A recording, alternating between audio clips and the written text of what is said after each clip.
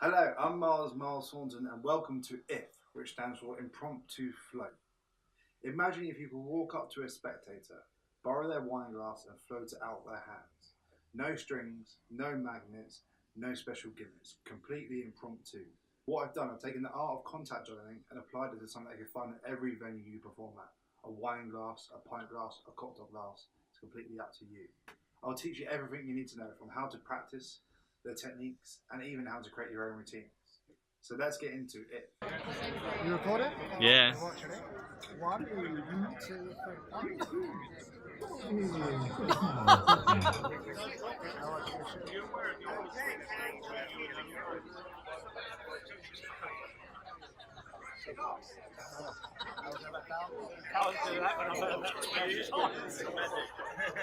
Thank you very much. Don't work though, look, you don't show me how to do it.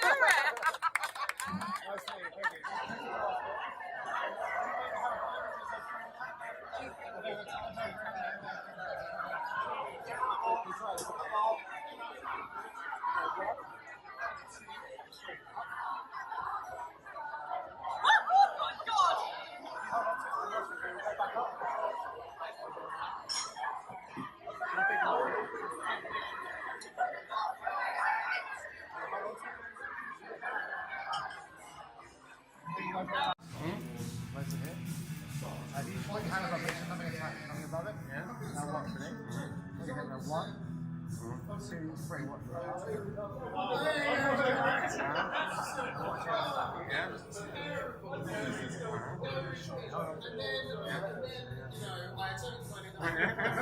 Very nice. What? You've got the glass before. No strings attached.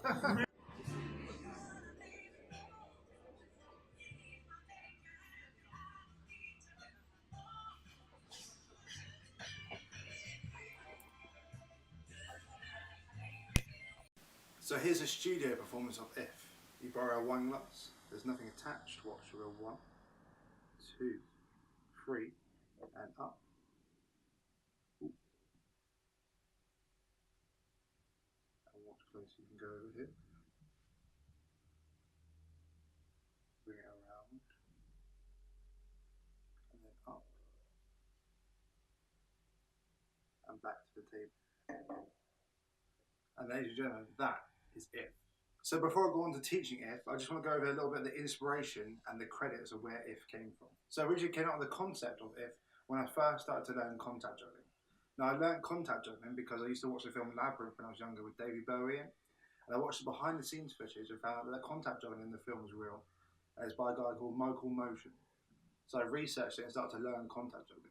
Right at the start, I realised that a contact journaling ball looks a lot like a wine glass, and maybe the two have similarities. So I used to do the basic moves with a wine glass, but I never really thought much of it. So what I started to do is applying the theory of contact journaling to wine glasses. Now there are 2 other contact jugglers and magicians that I know of who have also experimented with this technique. One of them is Brendan Rodriguez, who is a fantastic magician who also does similar sort of stuff with a wine glass. He's given me permission to teach this. And also Rune Clan, who's another fantastic magician. He's also experimented a bit with this and has a really nice routines. So I highly recommend checking out both of them. So let's take a look at the glasses you can use for If. I recommend borrowing a wine glass from the table or wherever you're performing. Most wine glasses will be this sort of size, they won't have any markings on, and they'll be perfect to use. It makes it so much stronger borrowing the wine glass. So you can borrow any type of glass as long as it doesn't have any logos or any writing on. You want it to be completely flawless, just glass. However, I don't recommend practicing with actual glass. I recommend buying one of these, which is actually a plastic wine glass, so it won't smash when you're practicing. So you can buy these on Amazon, just type in plastic wine glass and it will come up, and that's the perfect thing to practice with. Now when you're practicing, I want you to practice above a bed or somewhere soft, so that way if the glass falls it's not going to break anything else and it's not going to break itself. Also, you really want to practice till you get comfortable using the plastic glass before you move on to glasses. You don't want to rush this process, you want to really be comfortable and confident with the glass in your hand before you move on to practicing with a glass.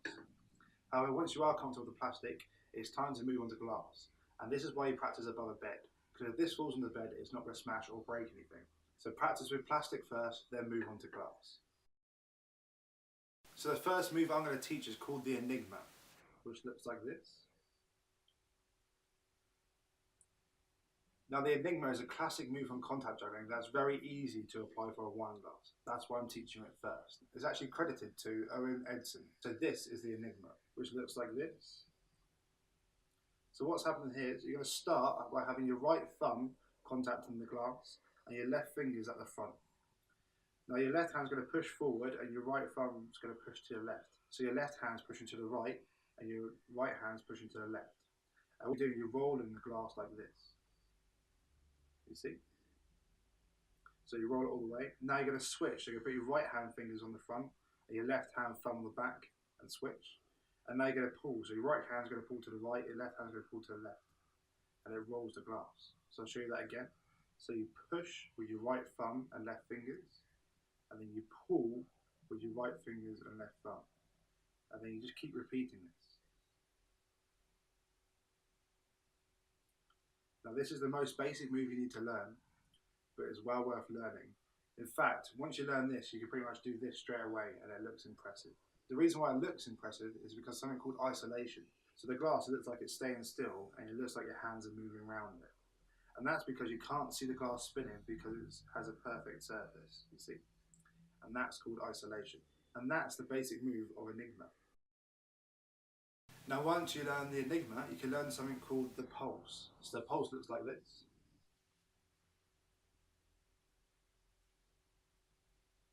Now this is another move directly from contact juggling and it fits in really nicely with the Enigma. So you're going to hold the glass between your fingers and thumbs of both hands. And now what's going to happen, you're going to hold it just in your thumbs and move it towards your chest. And then move it back to the fingers, hold it with just the fingers and move it out towards the audience. Like this. So again, you hold it with just your thumbs, move it towards your chest, back to the middle, and then hold it with just your fingers and move it towards the audience. So that's the basic move of Enigma. Now you may want to touch your fingers and thumbs on either side, that can look pretty good. But what really helps this is giving it motion. So when it comes back, move it back a bit, move it forward, and move it around a bit. So get comfortable moving it around. And that is the pulse. Next, I'm going to teach you an original move that I invented called the half spin. So I'll show you what it looks like. It looks like this. The glass is upside down. You float it up. Oh, and then you drop it like this. So the glass is going to start out with the top of the glass face down. And usually this is on the spectator's hand. Now what you're going to do, you perform the Enigma. And you're going to start raising the glass up as you perform the Enigma.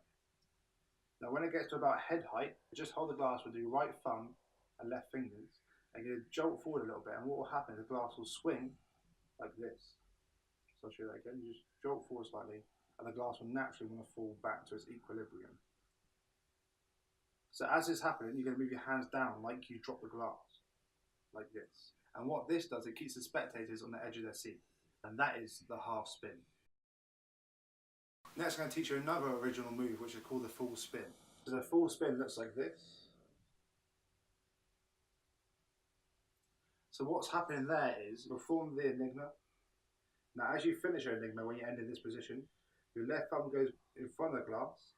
It's going to push the stem up and round towards you until the glass flips upside down. Now it's upside down, you can perform another Enigma, and then perform the half spin move that you learned earlier to let it go all the way around.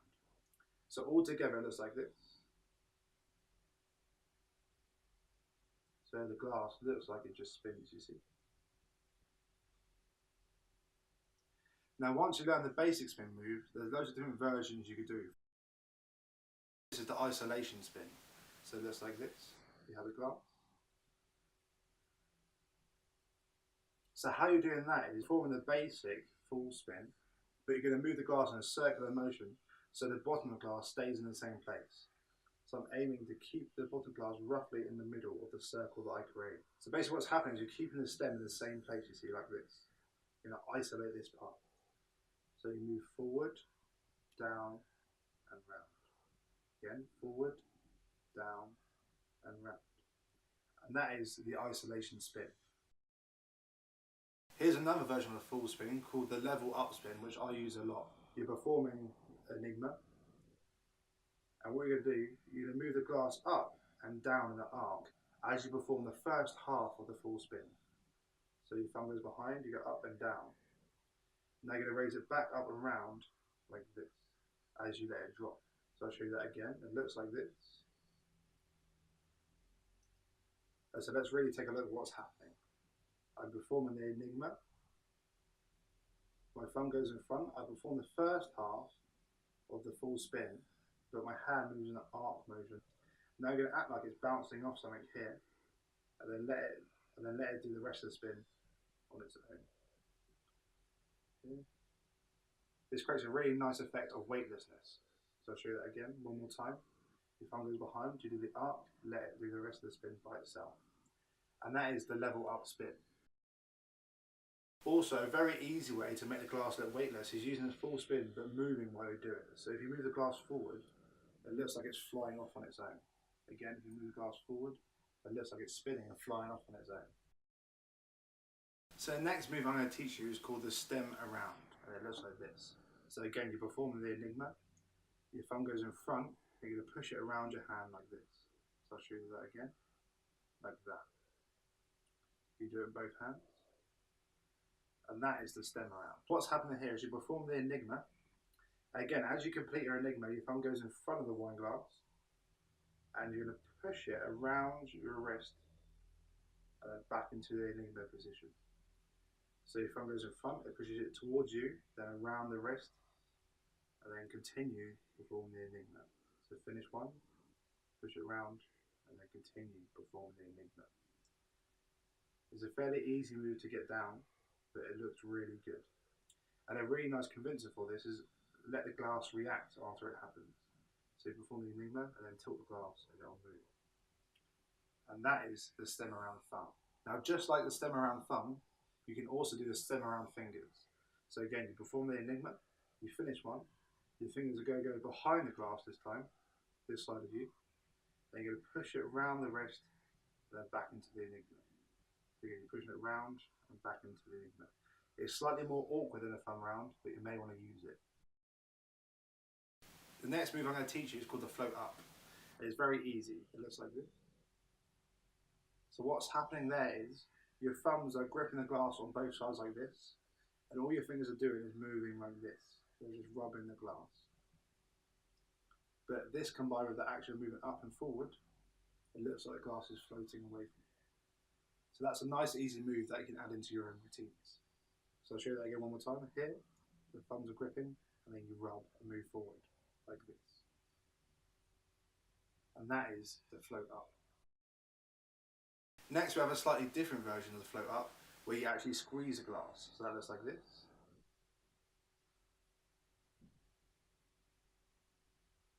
So you're gripping the glass almost like a claw, like a crab. And then with your thumb, you're pushing the wine glass up and the fingers down. As soon as you get to this part, you switch the other hand and push up again. And you're constantly just pushing up. Now this doesn't look too amazing standing still, but when you start moving it forward, again it looks like the glass is escaping your hands. So one more time, your thumb goes behind, your fingers are in front, you push up with the thumb, push down with the fingers, switch hands and do the same thing, and repeat, and then move the glass forward, like this. And that is called the squeeze up. So the next move is more just a little bit of fun to give a false explanation to how it works. So when someone asks how the glass is floating, you say it's a visible string. You put the glass on your hand, and you can show that the string moves the glass. Just like this. You can either get them to put it, and the glass will move. Now this is based off the haunted key technique, where you actually hold it in your hand like this. And so the stem is at the base of your little finger on the little indent here. The main part of the glass is just on your hand. Now you're going to mime pulling a string, and all you're going to do is move your fingers slightly forward so the glass moves like this. And then if you want to move back, you push your fingers slightly up. Like this. Again, it doesn't look like much, but it's a nice little moment to add into your routines. So next I'm going to teach you a little flourish that you can do with the wine glass to break up your routine, or even to start it off. It looks a bit like this. So it's a little flashy flourish using a wine glass, and it's very simple to do. So you place the stem of the glass between your middle and ring finger like this. So you're holding the glass. You start moving your hand in a circular motion. The glass will start to move like that. And that's the basic technique for the palm spin. If you want, you can start moving your fingers as well, and that gives a glass a little bit extra speed when it's moving around. It's a very simple flourish, but it works well to break up your routines. And that is the palm spin. A variation of the palm spin is a two-handed palm spin, which is slightly different. So you're going to hold the glass between your hands like this, so the stem is in between your hands. And you're going to start to roll it around like this. So that's what the two-handed palm spin looks like. And so what's happened is on each hand, the glass is rolling down the hand, and as soon as it gets to the bottom, you pass it onto the fingertips of the other and move it back. So you're moving it in a circle like this. This one's a little bit harder to do, so I do recommend practicing above a bed. So break it down a little bit closer. So it rolls down your right hand. As it gets to here, you're going to place it onto the left hand. It rolls up your left hand, back onto the right hand, and so on and so forth like this. And it will start to roll. And that is the two-handed palm spin. So next I'm going to teach you the claw isolation, which looks like this. So you perform the enigma, and then whenever you want, you move your hand around it, you see. I'll show you that again, like this. Let's teach you the claw isolation. So what's happening is you perform the enigma, which you should have learnt already. So your hands go rotate like this, so your thumb's facing down, your palm's facing out, and your fingers are facing you. You're going to grip the glass, and now simply you're going to turn your hand around the glass, and then use the other hand to go back into the enigma position. So I'll show you that again in slow motion. So your hand turns, you move it around the glass, grasp again with the other hand, move back into the enigma position. Now the key of isolations is to keep the glass still. So when you perform the enigma or any isolation, keep the glass still. You're moving your hand around the glass. And that's what creates the illusion of it floating. So I'll show you one more time slowly. You perform the enigma. You get to the end of enigma, your hand turns. You move it around the glass in the claw position, and then here.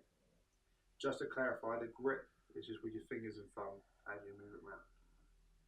So it looks like this. And that is the claw isolation. I'm going to teach you my favourite move, which is called the charge float. Now this is directly from contact juggling, applied it to a wine glass, and it's super visual and gets amazing reactions. So this is what the charge float looks like. You hold the glass here, you shake, and it floats for a few seconds, and it stops. So that's what it looks like. It looks super visual. It looks like the glass is completely floating on its own without even touching it. So to teach you the charge float, I'm going to expose how it works first. So it looks like it's floating, but what's really happening is you're holding it with your ring finger of your right hand and your thumb of your left hand like this. So that's the grip. That's what you're holding it with. Now your other fingers are going to create a cage around the glass. So it disguises that you're holding it. So it looks like it's floating in the middle. Now when it's stationary, it doesn't look too effective. So this is where you add movement into it. So you're going to move your finger and thumb in a circular motion like this. So just small circular motion. And this makes the wine glass wobble, so it looks like it could be floating. And that combined with the rest of your fingers looks like this. So it looks like the glass floats for just a second. If you don't want the glass to be moving like this, you can just open up your hands and move your hands out straight, and then come back in like this. It depends about your style. So I'm going to teach you that again. So both your thumbs are at the back, all your fingers are at the front. They create a cage around it, and they're going to let go. So you hold it with your left thumb and right ring finger in the front, and you're going to move around in little circles like this. It looks like the wine glass floats. Now the key to this move is that you don't perform it too much. So you don't let it float there for too long, and you don't perform it all the time. You do it maybe once in the routine, because this is the highlight of the routine, and it's what the people are going to remember, that you weren't even touching the glass. So that is the charge float. So now I've taught you the main moves of If. I'm going to teach you a few bits of business and a few fun gags that you can put into your routines to lighten the mood and also create a contrast between the serious parts of the routine and the funny parts of the routine. Let's learn a few bits of business. This is a fun piece that I do while I'm examining the glass. So you borrow the glass for someone, you place it on your hand, and you say, can you hold on to that? and looks like the wine glass falls. So I'll show you that again. Can you hold this? It looks like the wine glass falls, but you catch it. So what's really happening here is, I'm going to use the plastic glass to show you, is that the base of the glass is on the palm of your hand, and now you're going to move your hand forward so the glass will start to fall, and all you're doing is aiming the stem between your ring and middle finger, and that will catch the glass on its own. Now it's going to take a lot of practice for you to get comfortable doing this, and that's why I recommend practicing with a plastic glass. Don't perform this if you're not confident doing it, because otherwise you will drop the glass because you'll panic. So I'll show you that again. The stem is lined up with a gap between my ring and middle finger. You gesture forward and it looks like the glass drops. So that is the fake fall. Now once you perform the fake fall, you may want to add this in after, which is the fall reversing back up. But this is a slightly harder move to do, so again you need to practice a lot. So you just perform the fake fall, so the glass is upside down. Now all you're going to do is gesture up and then forward, so the glass lands back on the base like this. So I'll show you that again. You just up and forward, and the glass will go back onto its base. So it looks like it just flips back up on its own, and that is the full rewind. So here's a little fun little gag to lower the expectations of the spectator. So you put the glass in their hand, and you act seriously like you're about to make the glass float, and then you do this. But then you turn to the side and you reveal that you're actually just holding it with your hand. So that's very simple. So all you're doing is holding it with your middle finger and your first finger extended, and you just pinch it between those two. So from this angle, you can see you're holding it, but from the front, it looks like it's just stuck to your finger. That way, when you turn it to the side, you'll get the gag and they'll see how it works. And then you can actually make the wine glass float. This is great for lowering the expectations, which means you get more reaction later on. So that is the finger float. And now what I'm going to do, I'm going to go over some tips and some convincers to make your routines really look like the wine glass is floating. So the first convincer I'm going to teach you is that when you're performing the enigma, rather than keeping it still, you're going to want the glass to bob up and down like this. And what that does, it makes it look like it's more weightless. It looks like it's floating on its own. Because if you have it still, it looks like you could still be holding it. Making it bob up and down really helps the illusion of weightlessness. So what's happening there is very simple. As I'm pushing, I'm moving down, and as I'm pulling, I'm moving up as a rule of thumb.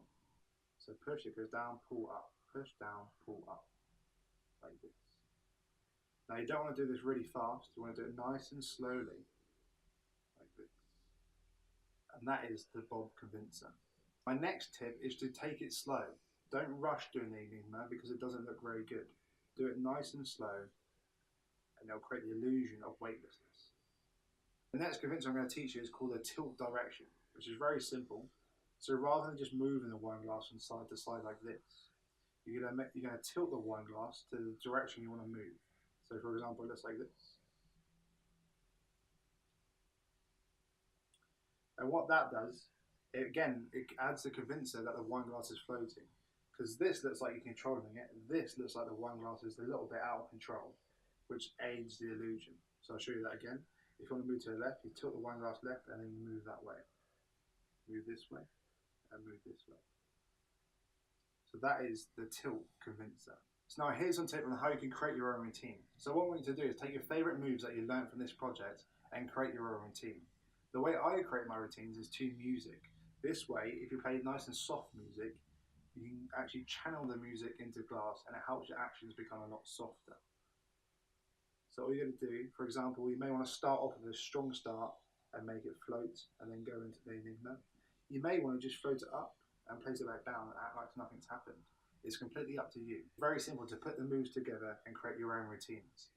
Also, creating routines to music really does help, so I highly recommend that. With your routines, you don't want to make them too long. You want to make them nice and short and snappy and visual, and this will keep the spectator interested. They'll keep asking you to make the wine glass float again. If you're doing too long a routine, they're going to become bored and not interested in the floating wine glass anymore. So keep your routines nice and short. Sometimes when you approach a table, someone will have a full glass of wine up to here. Now you can still make this float. Obviously you just want to use the enigma move and then the float move very carefully. So certain moves you can do with liquid in the glass.